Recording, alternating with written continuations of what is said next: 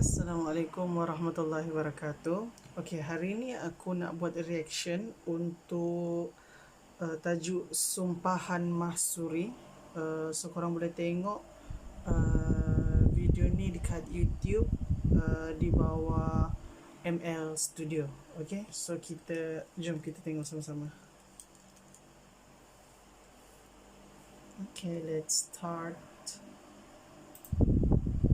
Kalau dengar saja nama Langkawi, ramai orang tahu salah satu cerita yang popular tentang Sumpahan Mahsuri. Jadi hari ini saya ingin menceritakan tentang sejarah ringkas tentang Sumpahan Mahsuri. Okey, cerita ini berlaku pada zaman Sultan Abdullah Mukarram Shah, iaitu pada tahun 1235 Hijrah. Bapa Mahsuri iaitu bapanya bernama Pandak Maya, dikatakan berasal dari Indonesia, dan nama ibunya pula adalah Endak Alang yang dikatakan berketurunan Cina. Okey, jadi pada awal perkahwinan ni mereka menetap di Tongka, iaitu di selatan Thailand, dan kemudiannya mereka berhijrah ke Langkapuri. Langkapuri, kalau siapa yang tak tahu, merupakan nama lama bagi Langkawi. Okay, jadi dikatakan pada awal perkahwinan ni mereka tak ada anak selama beberapa tahun. Sampailah suatu hari ketika Pandak Maya sedang berehat di tepi sawah, dia ternampak kerak nasi di mana kerak nasi itu telah mengeluarkan bunyi seolah-olah bayi menangis. Jadi dia pun ambil kerak nasi itu dan dimasukkan sekali ke dalam nasi yang ditanak. Dikatakan tak lama selepas itu isterinya telah pun hamil dan kemudian lahirlah Mahsuri. Selepas Mahsuri lahir, dikatakan rezeki keluarga ni semakin murah, di mana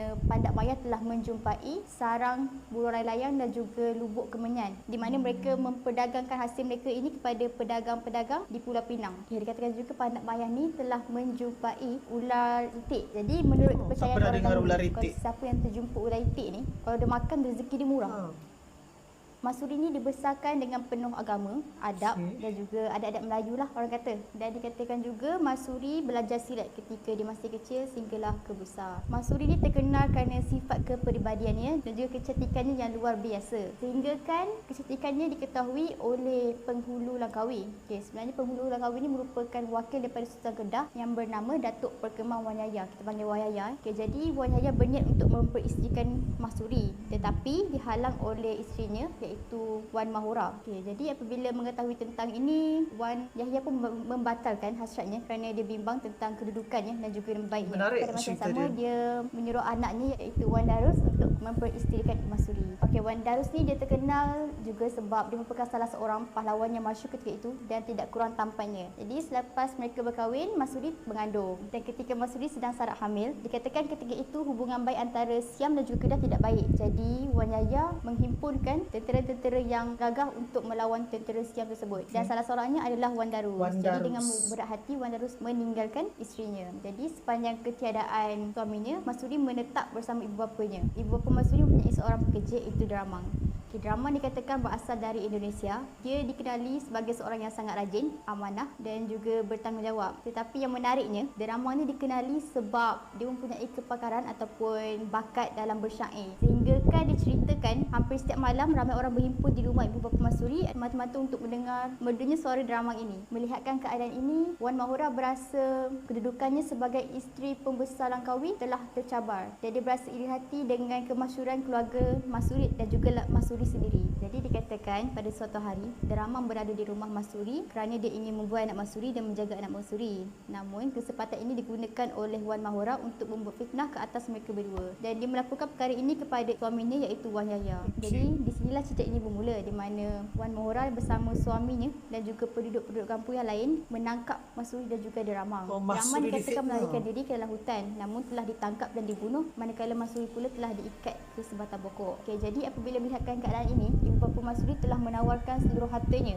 Yalah, sebab anak sendiri kan, jadi ditawarkan dia punya hartanya agar Mahsuri dapat ditebuskan kembali. Namun tak siapa yang layan dia punya permintaan itu. Okay, jadi mereka menggunakan tombak untuk menikam Mahsuri. Tetapi yang peliknya tak ada satu pun tombak yang orang kata lut dengan badan Mahsuri itu. Okay, jadi sampai satu tahap apabila Mahsuri merasakan dirinya begitu penat diseksa, dia pun membuka rahsia yang badannya hanya boleh dibunuh dengan hanya menggunakan keris pusaka keluarganya. Okay, jadi apabila mereka menemui keris itu, mereka juga pun menikah Masuri. Dengan menggunakan kudrat yang masih ada, Masuri pun telah membuat sumpahan ini. Di mana Masuri telah berkata, "Aku rela matiku jika benar aku bersalah. Namun, jika aku dikhianati, aku haramkan darahku mengalir di muka bumi ini. Aku bersumpah Langkawi tidak akan aman ibarat pada jarak pada terkukur selama 7 keturunan." Jadi di sinilah sumpahan ini telah bermula. Jadi dikatakan ketika sumpahan itu berlaku, ribut telah pun berlaku di situ. Dan genap selepas 7 hari Masuri meninggal dunia, dikatakan Tentera Siam telah pun mara ke Langkawi dan mula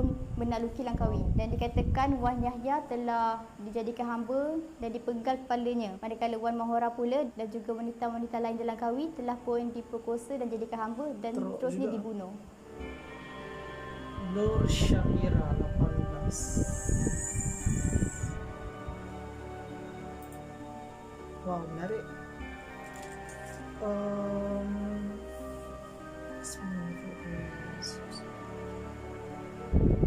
Sangat menarik cerita pasal sumpahan Mahsuri.